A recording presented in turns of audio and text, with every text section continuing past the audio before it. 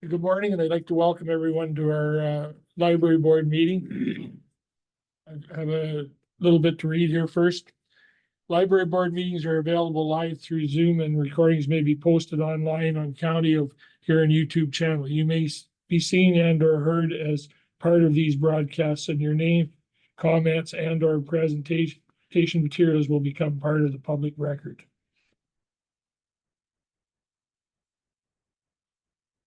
Looking for an approval of the agenda that was posted. Moved by Helena, seconded by Patricia. All those in favor? That is carried.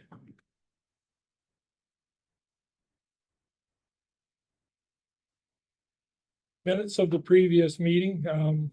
Looking for a mover and a seconder. Moved by John, seconded by Helena. Are there anything in those minutes that anybody wants to discuss? Yeah. Helena? In item 8.2, there's something missing. There's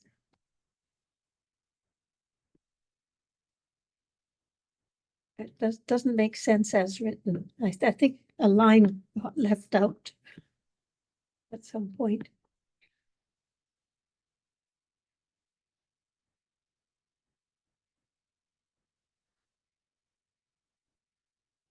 Currently, it reads that library dated September 11th, 2024, titled draft. I see. Okay.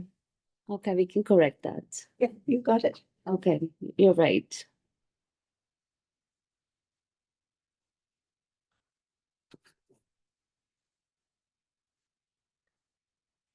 Anything else anybody wants to raise? Seeing none, all in favor then of those amended agenda? Then that is carried. Presentations, we have no presentations this month. Board member comments, Jane? Thank you, Mr. Chair. I was at the C4th Meet Your Neighbor Night a couple weeks ago now, and about 50 people attended.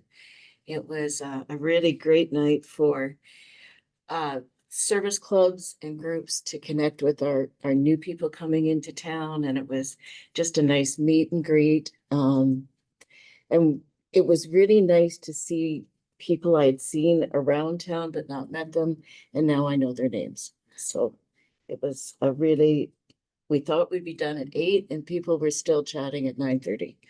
So kudos to the librarians. That's good to hear that there's that participation. Yes. Any other, Helena? Yeah, I want to thank Beth. She invited Lisa Thompson to the Brussels meet and greet. And I think she seemed to be favorably impressed with what the library was doing for newcomers. Good. That's good to hear. Yep.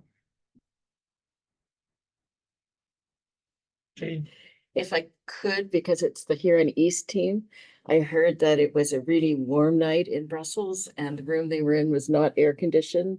So there was some hope that perhaps Ms. Thompson would take that back and make the place even more comfortable. That a strategic move. No, but maybe it'll work out. Any other member comments? Seeing none, we'll go on to reports from the county librarian. First one's museum and culture strategic plans presented by Beth. Thank you, Mr. Chair. Through you, I'm sharing these today as the museum and culture are two other divisions in the cultural services department. So I think it's important that the library board is informed of the work that they are also doing. Specifically, I just want to highlight the strategic priorities that are complementary to the library's priorities, those being welcoming and inclusive, storytelling, and capacity. And you'll also notice that the design of the plans, including the mission statements, are very similar to the libraries to again signal that cohesion that exists within the department. Any questions for Beth on this, Patricia? Through you, Chair. It's not a question, it's just a comment. I really like the vision. The first two words, imagine more, and then expanding. I thought that was really cool. Thanks. Lena? I have a question that's kind of related to the inclusive. I know the library has, and as we're further down on the agenda, this whole including Indigenous voices in the library. And is there a plan to include those in the museum? Or is the museum strictly white people? No, absolutely. Sorry, through you, Mr. Chair. No, that is absolutely a core focus of the museum is reconciliation work. We know that museums are inherently colonial institutions, and we are working towards breaking that down. Some recent steps have included working with an Indigenous artist to install the mural that is in the museum. Both the museum and the cultural office is working with local Indigenous groups on the 200th commemoration of the Huron Tract. And our next exhibit gallery due for review is the Latimer Gallery, and that will look to expand beyond just our more colonial history to our Indigenous history as well. So it's absolutely a focus of the museum. Yeah. That's great to hear. Yeah. Thank you. You're welcome. Any other questions or comments on that subject?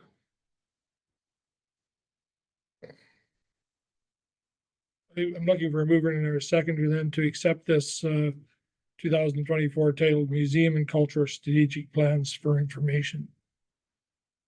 Moved by Alina. Second by Warden McNeil. All in favor? That is carried.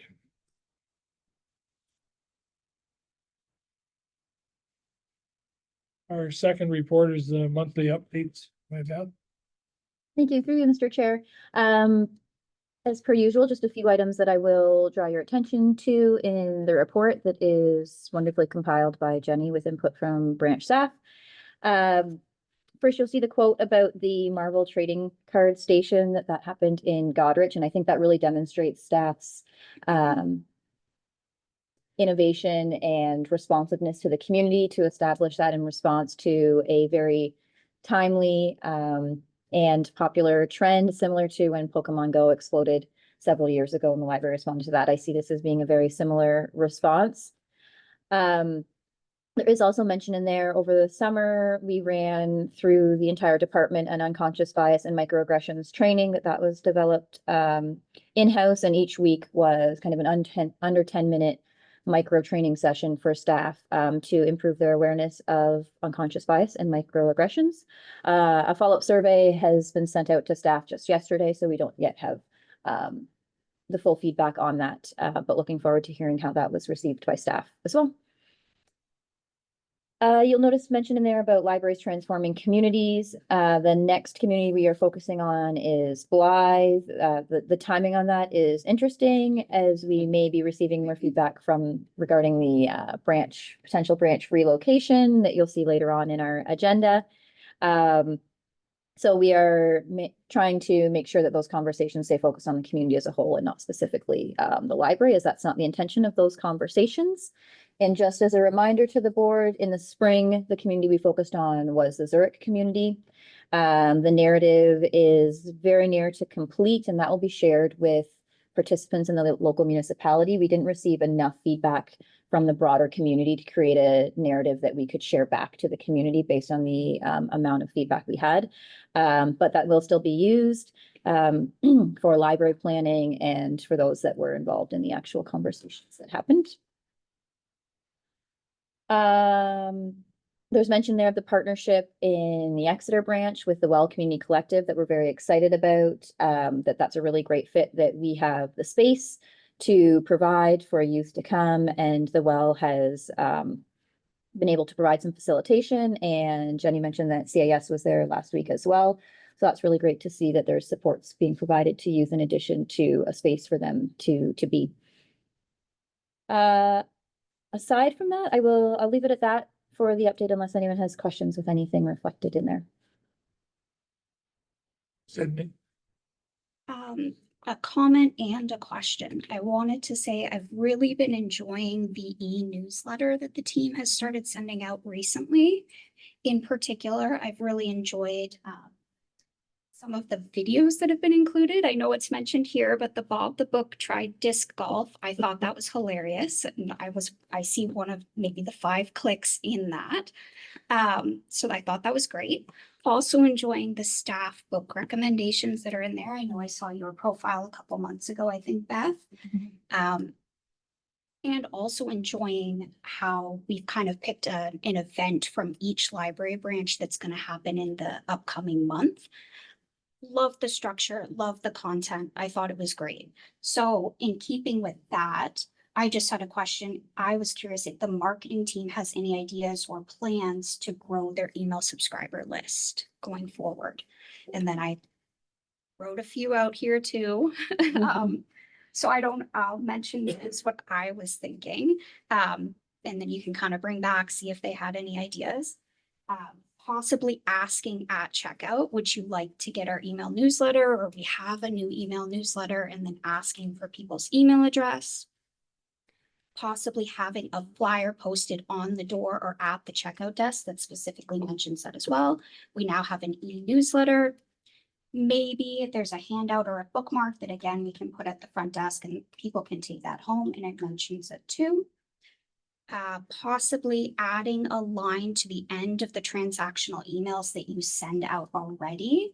So the transactional emails that I've seen and received from the library in the past are, I have items that are ready for pickup, I have items that are due today, or my library checkout receipt. I imagine that those are automated, so your team might not have like a lot of control over the content that's in there, but in some cases you are able to modify like the signature at the bottom that says, this email was sent by the Huron County Library, here's our email, here's our phone number, and you might be able to throw in a line and say, we have a newsletter, here's a link to subscribe and go to the page. And then finally, the last idea I kind of had was possibly running a giveaway or a contest and say something to the effect of join our newsletter list before this month and date to be entered to win this prize. So yeah, all in all, my question was whether the marketing team had any ideas or plans. And if not, those were some ideas that I thought would be kind of cool. And yeah, with that 60% open rate, I see that there's no reason they couldn't potentially look at growing that list and getting in front of more people. So that was the comment I wanted to make. Thank you. Through you, Mr. Chair. Really appreciate the feedback. It's always nice to hear when things are going well and what you appreciate about it. So that's really great feedback that I'll be sure to share with the staff as well. With respect to growing the subscriber list, it's a really great question that essentially where we have come from is we did our survey for the strategic planning, and part of that was we collected some email addresses through that we got in our initial list of folks who wanted to stay up to date through that. And then when we did launch the newsletter, I would have to confirm, but a poster or something in the branches to promote the list. But I will take back your full list of suggestions to the team and see, because I think it is, from my perspective as well, it's a really great way to connect with the patrons, and the fact that people are opening it and continue to open it, I think means that they're finding value in what they're reading, and it's not a waste of their time. So the more folks that we can have on that list and being aware is one of our strategic goals. So something worth growing as well. So thank you for all of those suggestions. It's great. So thank you for your response, Beth. I appreciate it. Yeah. Thank you very much for that, Sydney. And there was a lot of writing and typing going on there. So I know that the staff is really, working to use your hands in that. So thanks for sharing that with us. Anything else from any of the members? Looking for a mover and a seconder for these monthly updates that have been presented. Moved by Sydney, seconded by Nick. All those in favor? That is carried. October to December events outside library hours is our next presentation by Beth. Thank you, through you, Mr. Chair. You'll see in the report that there are several opportunities in the coming months to align with community events. As a reminder for the board that our policy has indicated that we come to the board. However, there was concern from the board members that we might miss opportunities that didn't impact the budget if we were just reallocating staff hours. So that's why this is indicated as being for information to the library board. Absolutely would be for your approval if we were going to use hours above what was budgeted. And I will also just mention for your information to watch for at our next meeting in November. There was one other event that came forward that missed the deadline for reports for this meeting. But in Exeter, there's also an opportunity to be open to align with the Santa Claus Parade in Exeter, which they have done most years as well. So just a heads up that that will be coming next month. Thank you. Any questions for Beth? Looking for a mover and a seconder to accept this on our monthly updates. Moved by Jane, seconded by Helena. All those in favor? That is carried.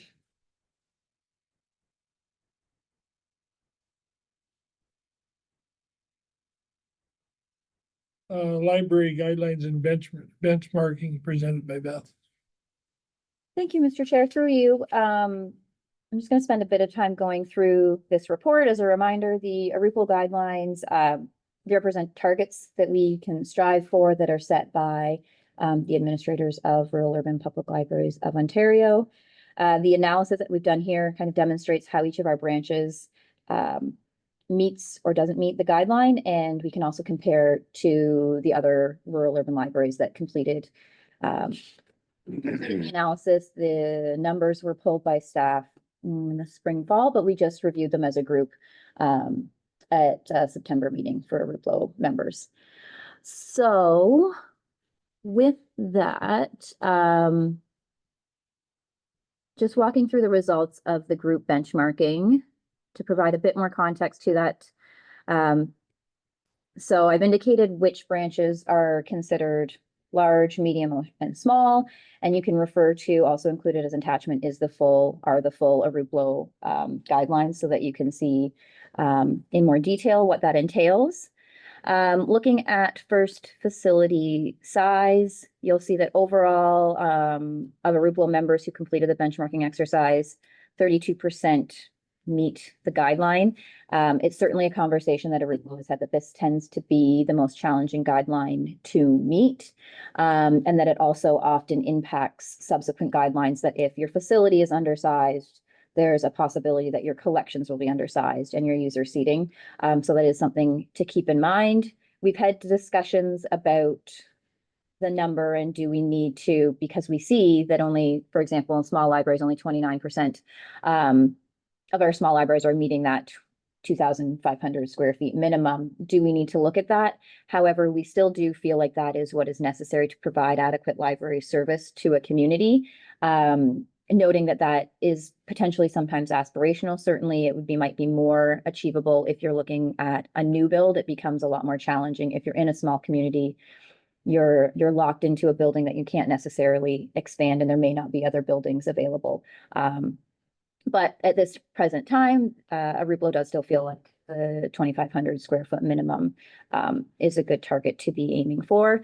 And in Huron County, we're very much in line with the average, where 33% of our branches meet the facility size guideline. Looking at the hours of operation, Huron County slightly exceeds that. 75% of our branches are meeting the minimum hours required for our branches. Which is great to see. It means there's still room for improvement, but certainly generally speaking, we are finding that our hours are meeting community needs, with the caveat that the community will always ask for more hours, and we are mindful and aware of that. The next benchmark piece is with respect to staffing, and this compiles two pieces. It looks at both the number of full-time equivalent hours that are attributed to an individual branch, as well as the supervisor qualifications. So in this case, overall, 44% of RUPLO libraries meet this guideline. In Huron County, we are below that. Only 25% of our branches meet that guideline. In particular, with many of our smaller branches being open 20 hours a week, 24 hours a week, it's quite challenging to meet the requirement that would basically say you need staff there for 35 hours a week. We do have some additional time for staff before and after their shifts. But it would be limiting, I think, to allocate staff to a branch that's not open because we have high needs at our other branches to manage the volume there. And then there is also the question of the qualifications of the supervisor. We have a couple of supervisors that don't have their Masters of Library and Information Science, and this was another conversation when we were developing the guidelines, that there are other avenues for some of our leaders to obtain qualifications. We have a couple of our staff who have done the Advancing Public Library Leadership training. However, that's not for the purpose of these considered the training. However, I feel very confident in the qualifications of our supervisors. So the fact that we don't meet the guideline because of that in some cases is not a point of concern for myself. Moving on to collections. Overall, Aruplo members, 60% of them have appropriate sized collections. In Huron County, we exceed the average with 83%. And I think that's a number that doesn't surprise me. We have a very strong collection in Huron County. That's something we hear in surveys as well, that people will come to Huron County because they find that we have a good selection of materials. We are going to see some shifts in some of our collection numbers. The central team, Jenny and Michelle, are going to be working on doing some weeding there to make some adjustments to the Clinton branch. And also the Seaforth branch is going to be seeing some changes next year that may in fact, we'll have to wait and see what it looks like when we rearrange the collection, but it may allow space to increase the collection in the Seaforth branch. So that's always a moving number, but overall Huron County is doing quite well there. User seating is another measure that we look at. Again, Huron County is above the average. 75% of our branches are meeting that guideline versus the 68% of Aruplo libraries meeting that guideline. And this speaks specifically to seats that are available on any given time that someone can come in and sit down. It doesn't account for chairs that we have stacked in a meeting room or something like that as well, just for context for library board members. And lastly, we have our technology guideline. This considers that you have Wi-Fi that is available 24 hours a day, and that you have 3 public computers available to the public.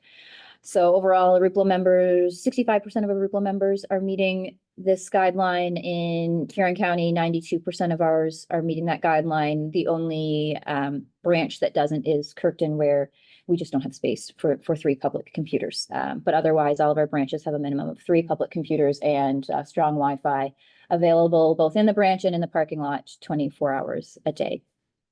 I will leave it at that, but I'm happy to respond to any questions that board members may have. Floor is now for John. Thank you, Mr. Chair. Thank you, Beth. And the guidelines are guidelines. Mhm. Your team is doing what they can with the space we have in the different branches, and kudos to you. Try to fit the things that are needed in the communities and to fit what the need from the people. There can always be improvements, but the dollars and cents and everything else that goes with it to support it. Well, keep up the good work. Thanks for that. Is there any, are we gonna get any lash to our Kirkton branch? And we all know that they're challenged by the size of the space they have, but all people are also impressed by what they're delivering. But with what's happening in Perth County, are we gonna get overwhelmed in Kirkton, or what are your thoughts on that?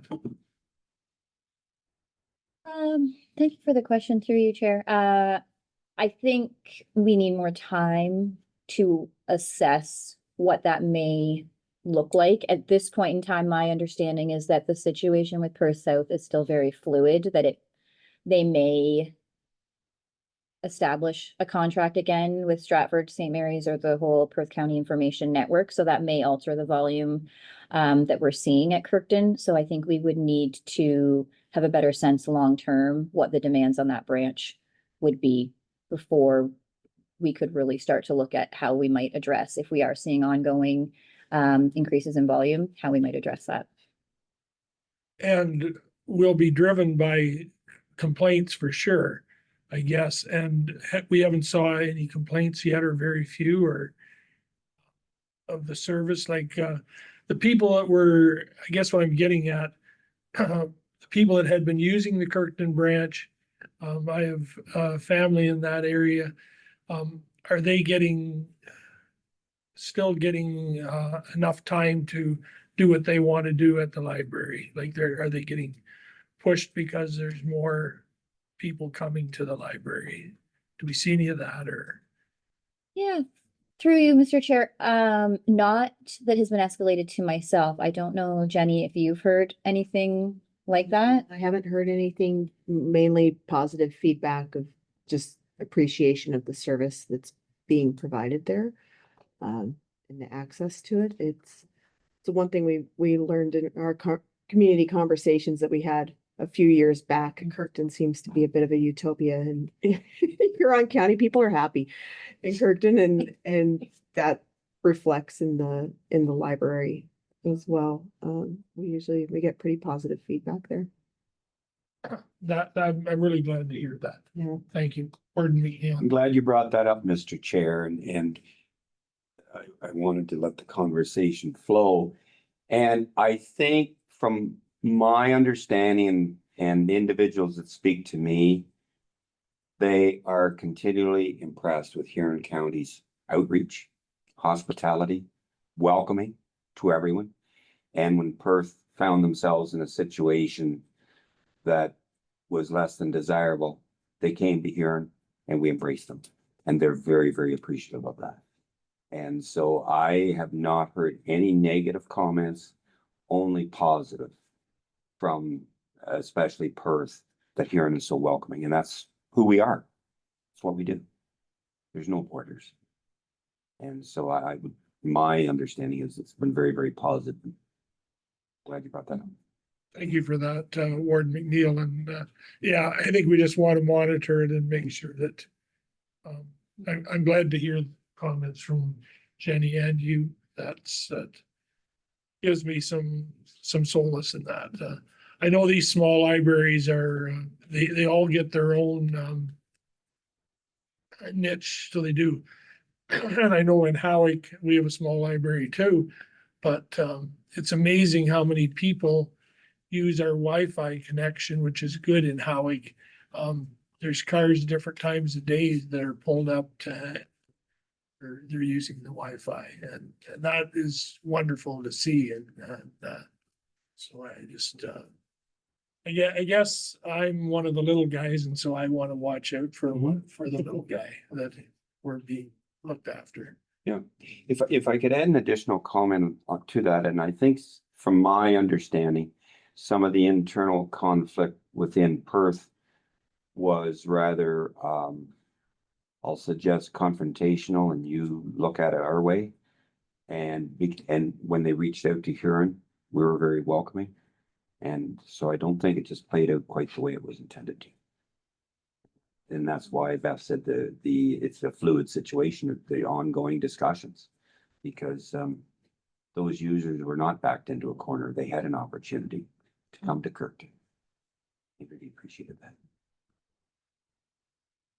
Any other members want to, Helena? Yes, I have, you look at the individual libraries, some of them do not meet, but they have 29 instead of 30 chairs. So some of them does not meet as, yeah, I guess within the gray area. Such. Call that nitpicking, don't you?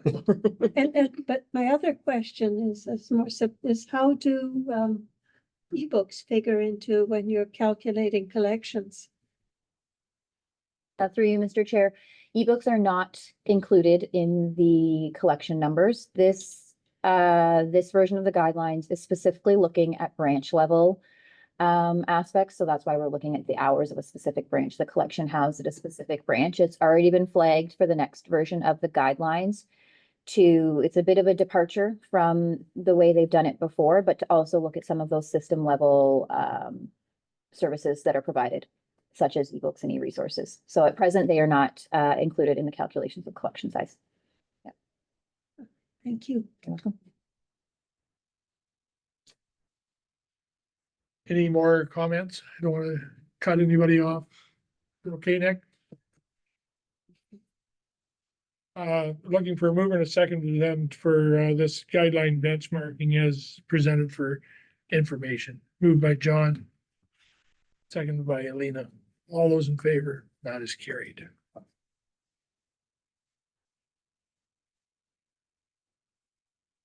Next, one is Blythe Library relocation presented by Beth.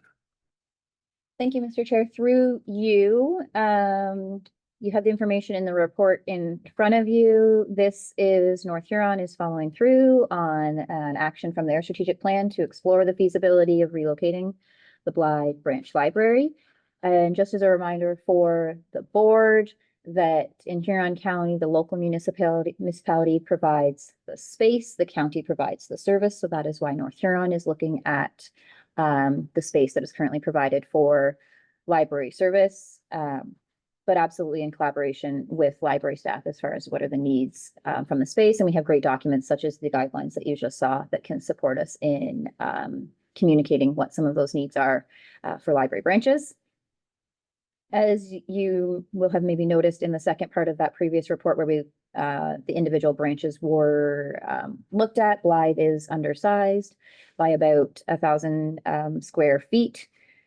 So there is a need for a more designated meeting space. It is one open room currently, so it would be great to have meeting or programming space in that branch, larger children's space, and also larger workspace for staff would be beneficial. So those are some of the areas, should the Blythe branch have more space, those would be the areas of need identified by staff. I will note that since North Huron Council, this came before North Huron Council, branch staff have been hearing from the community about the potential moving, and staff have been keeping track. Generally speaking, it is very much the community sentiment that staff have heard of, and this wasn't done in any formal way. It was just whoever decided to share their thoughts in the branch, is that they don't feel like the branch needs to move, that they would like it to stay where it is.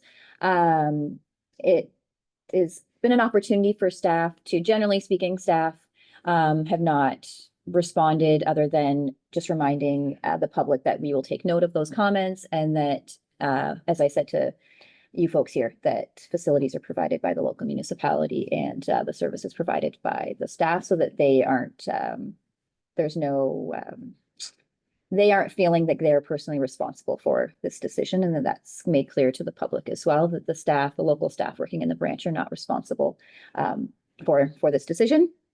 And then you can also see in the correspondence that's included in your agenda that North Huron, as part of the motion, has also asked their staff to look into the possibility of renovating the potential space to make it more of a rental space as opposed to moving the library there. So that means that there will be a little bit more time before any further movement with respect to is the library moving into that space would happen. So at this point, it is for your information that that is something that is being explored by the local municipality.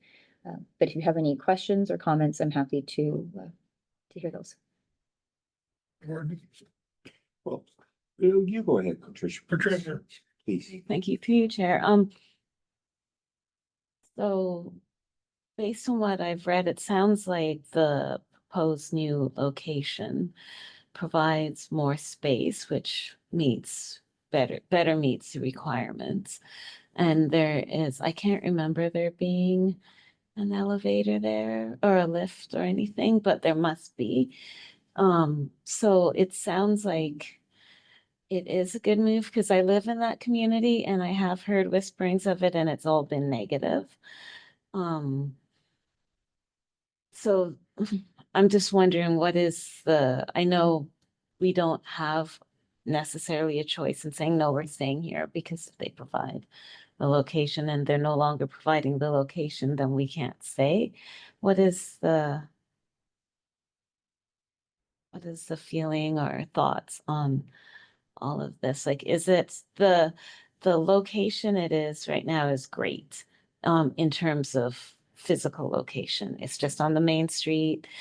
My kids were younger. If I was driving food, could just drop the books off there. It is small, but that was part of its charm. The arena is big and it's not far, like it's Blythe, everything is close by. It's just, I am never back there. And so I imagine that might be part of the concern as well. Yeah, I don't know if I have a well-formulated question. I'm just trying to figure out how this all fits and does it work for the library or. Yeah. Through you, Mr. Chair, I can respond to a couple of things that you brought forward, Patricia. First of all, yes, there is a lift in the building. So that would enhance the accessibility because the location that's being looked at is on the second floor. Certainly there's pros and cons of both spaces. Generally speaking, the library does always love to be located in the downtown because it is an economic driver, and brings folks to that area, which we see as a benefit to the community. It also helps with visibility. That being said, the ability to have more space to provide library service, I think, is high on our priority list. The challenges in Blythe because it is one of our busier small branches. That would be a large benefit that we consider. I think also it's important with respect to, do we get to say no? At the end of the day, no. Where they provide the facility is where we need to go, but we will certainly have conversations, develop the relationship further to ensure that we're advocating for the library's needs. So Jenny, myself, and Trina, the branch manager for the North team, have had opportunities to speak with staff and see the potential space. So we know we have areas of priority such as adding natural light to the space. We talked about signage because it is off the main street. That being said, there is usually parking on the main street in Blythe, but not always, and it's parallel parking. So having access to a larger parking lot is certainly a positive. And again, being in a facility that's shared use often presents the opportunity to meet new users and folks who haven't always used library service. So that is something that we also see as a benefit. I think it's a positive for ourselves too, that we have our neighbors to the north and south have both recently moved into very similar spaces so that we can learn from their experiences as well. That I think would be advantageous to us. So that's kind of where we sit right now. Thank you. Warden McNeil. Yeah, thanks very much, Mr. Chair, and a great discussion. When I became aware of this probably a month ago, I reached out to Reeve Paul Heffer and just asked him the situation, and what he told me that I understood was that the building is owned by a third party, and they had indicated that they would maybe not entertain continuing the lease. And that's why Reeve Heffer was trying to be proactive in reaching out to us to see if this does actually come to fruition, what are the best options? Is the arena an option? Since then, the owner has indicated that he is not going to proceed with that at this point in time, so it will be intact for another year. And there's pluses and minuses of everything. Is it small? Probably. Is it well used? Absolutely. Does it provide a safe space? Because I think when we have any event, if you have 30 people in a hall that hosts 150, it looks like no one's there. And in a smaller space, there's a warmer feeling. So there's a plus to that, a safe space. So at this point in time, it's not imminent. It's just something for discussion for the future. And being in the downtown, and I expressed to Reeve Heffer that being in the downtown is an absolutely plus, a plus as far as visibility. usage, that sort of thing, and would it actually get as much usage if it was upstairs in the area? And so that it will all play out, however, nothing is going to transpire, I would suggest imminently. So I just wanted to share those comments. The comment I'd like to make, and maybe I'm wrong and correct me if I am. Blythe is, at one point, since I went on council, there was some skepticism in North Huron that we have 2 libraries and there's the odd municipality does not have any. And I was afraid in this that maybe they would not want a library in Blythe anymore. But what I'm reading and seeing, that's not the case. No.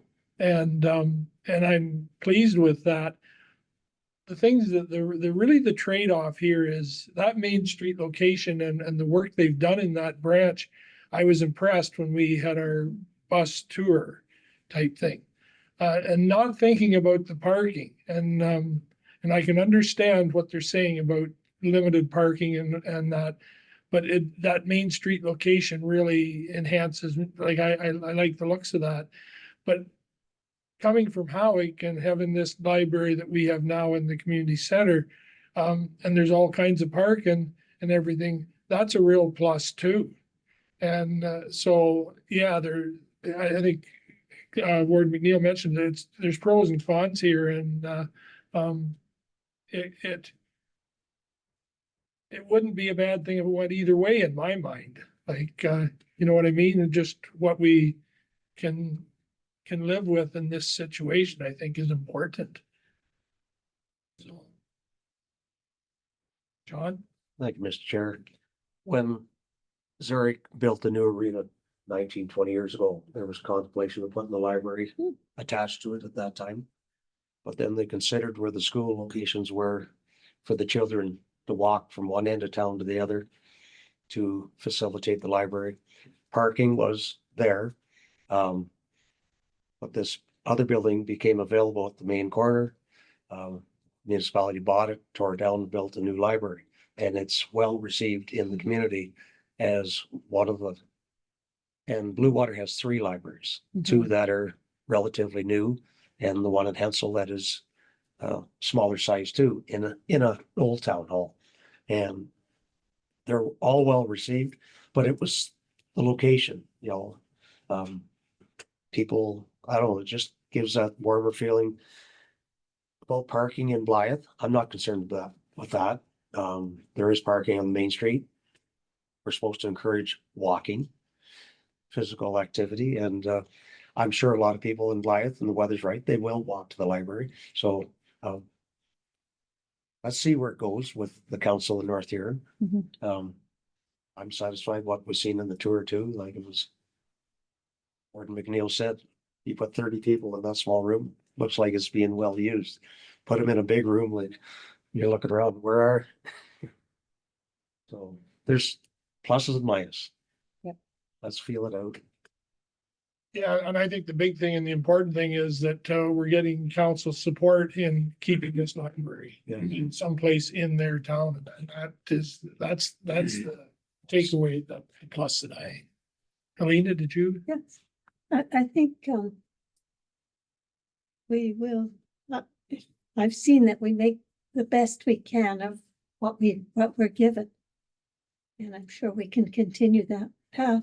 But what concerns me, and this is probably more a comment for North Huron, is that if the community is talking about it, then it's time to have an open community forum. Because the things, if there's no open communication, then people assume the worst. Whereas if there's open communication, then you don't get that backlash. And Blythe, I'm not going to speak for Blythe Council, or North Huron Council, but that's one thing that council is showing, is that they're reaching out to the public on different issues and seeing what the people want. And that is the big thing I see here is it's in pretty good hands. I think the warden would agree with Oh, that. totally, 100%. So absolutely. Beth? Anything else? Good discussion, and I think it's kind of a wait and see situation, see how it evolves. Maybe the owner of the building in a year will decide to terminate it, and maybe he won't. Question. Yes. I know that this might not be a financial reality, but I'd like to ask the question anyways. Jumping on to John's point previously, is there any avenue for taking an older lot on the downtown Blythe area and perhaps building something to scale like Zurich has? Or is that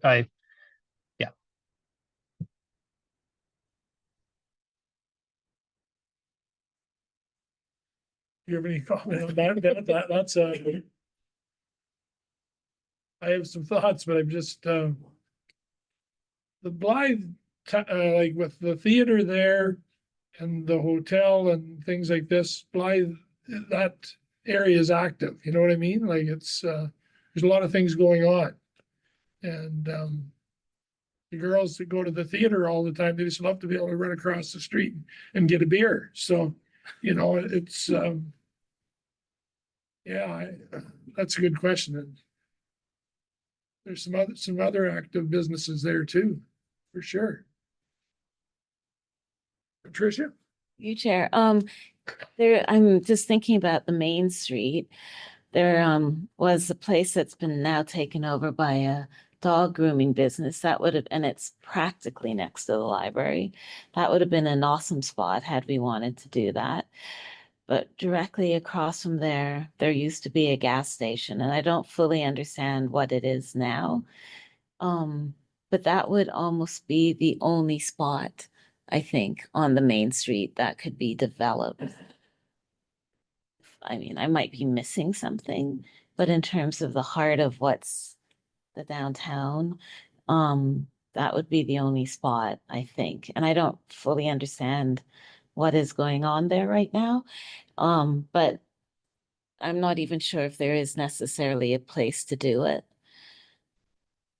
Would be really cool though, because they are, Blythe does feel like it's developing a lot more, so there probably is opportunity for, I mean, you need to do some sort of research to figure out if it is, but there may be opportunity for a bigger library there, just because it does feel like it's growing.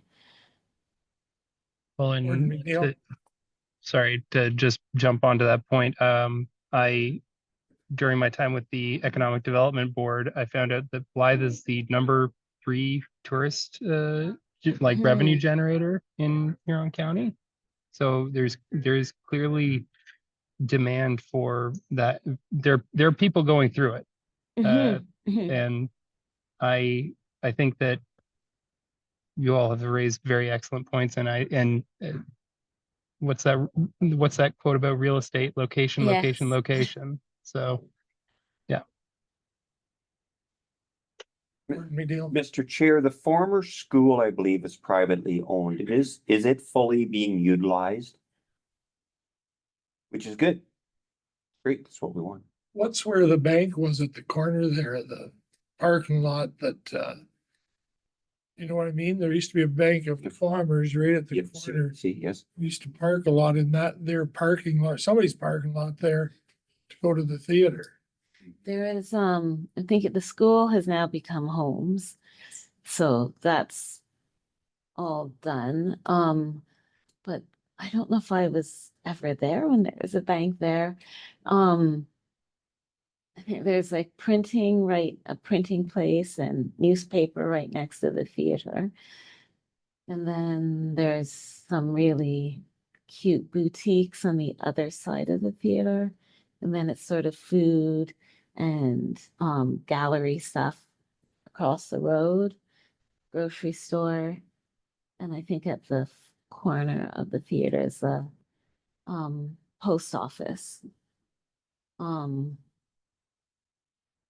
Oh, but right across from, like directly across, I'm not sure what's there. There used to be a store, but I'm actually not sure what it is now. but I think you would run into space. Interrupt you for a minute. There was an antique store there too, so there was.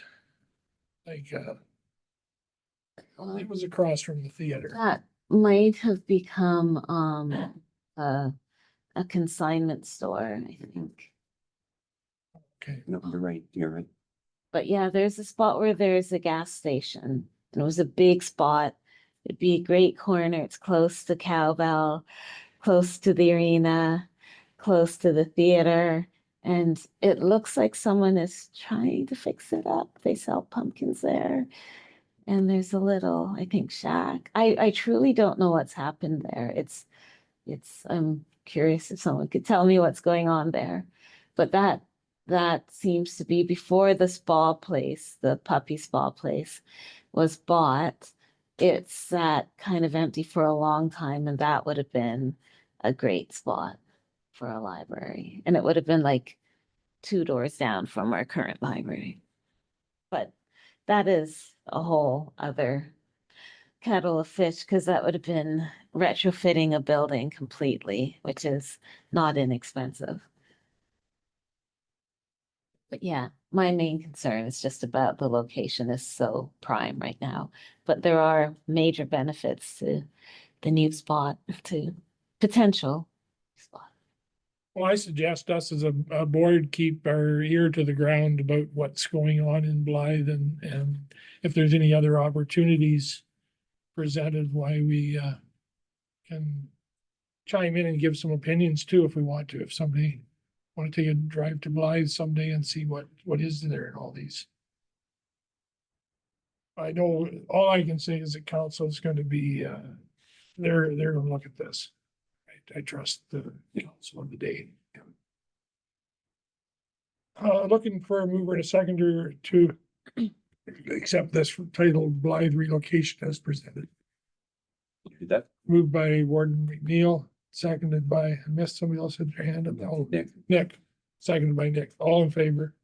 That is carried.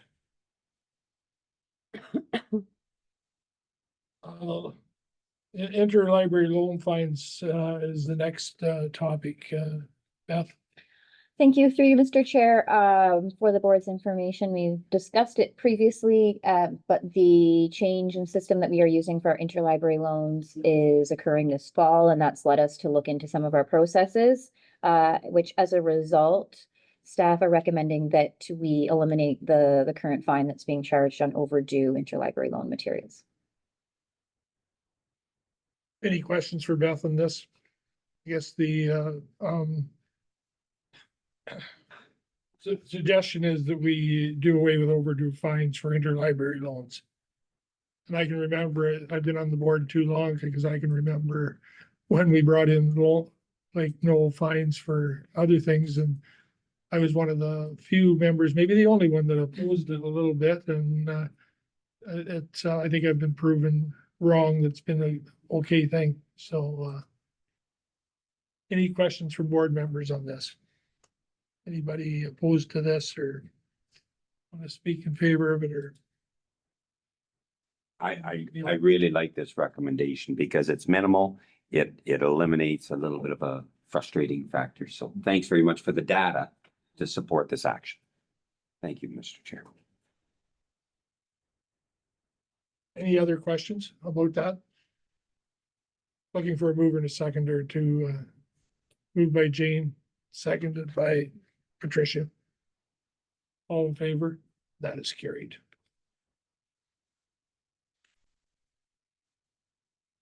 Indigenous Awareness Reconciliation Statement is our next. Thank you, through Mr. Chair. This is a policy statement that the board saw last month. There was a question about Indigenous involvement in the statement or in the OLS sample that is followed. And so I did circle back to OLS, and while they did not have Indigenous involvement in the development of the statement, they did remind me that the Ontario Public Library's guidelines, of which the statement stems from, stating that libraries should have this statement, does include, at the time there may have been 2, there's always one designated Indigenous representative on that group.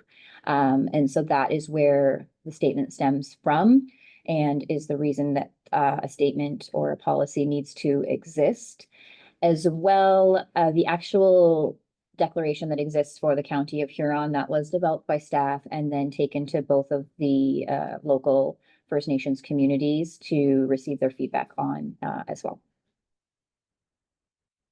So there has been input from the Indigenous community on this. On the actual, like the land acknowledgement that we would read, yes. On the rest of the statement, not directly. The Indigenous involvement came in saying, yes, libraries should have a statement like this. And then it's a little bit on us to do some of the work to say, what are we going to be doing to take action to reconcile? So are we going to work as a whole in Huron County to, if they're gonna implement a statement, that we're all using that same statement? Yes, so this is the county's statement that I can't remember, it was maybe 2021. It was officially adopted by the library board and the county has adopted the same statement. So it is used by the county of Huron. Other organizations, municipalities within Huron can look to ours, they can develop their own, do their own research, that I can't speak to. But as far as all departments of the county of Huron, we use the same statement. I think that's important. It is. Gordon McNeil. Yeah, if I could just follow up on that, many times, and yes, Huron County has a land acknowledgement statement. And many times I'm asked to make a land acknowledgement and I always use the counties and it is well received. And additionally, the county have added personal comments on my behalf. And again, it's personal, however, it's well received. So it's a standard statement. That's good. Yep. Any input on this from members? Looking for a mover and a seconder to accept this Indigenous Awareness Reconciliation Statement as outlined. Moved by Alina, seconded by Sydney. All in favor? That's carried. The next is view correspondence. Then the one letter we had was from North Huron Council, and that was about the relocation. We sort of talked about this. Does anybody want to, anything they want to add to this or?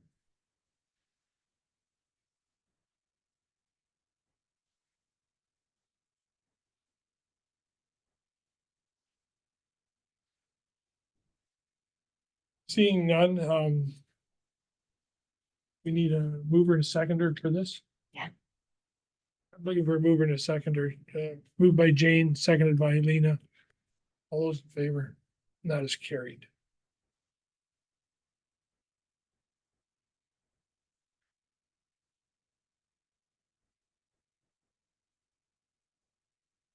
There was no other correspondence. That was.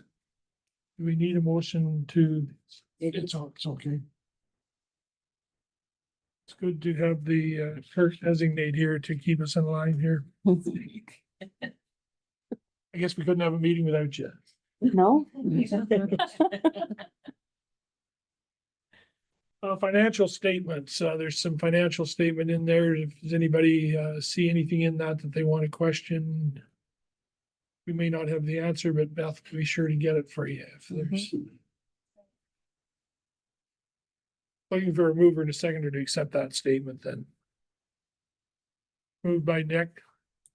Did you have your hand up, Tricia? Have you already missed it? No, I was just checking to make sure, see if Nick. Seconded by Alina. All those in favor? That is carried. Thank you very much. Close to the public session. Nothing today. Next meeting, Wednesday, November 13th.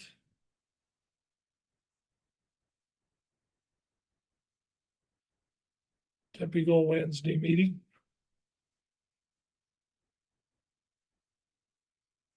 Anything else any library members would like to discuss at this time before we adjourn this meeting? Seeing none, looking for a mover to and a seconder. Moved by Alina, seconded by Sydney. All those in favor, and that is carried.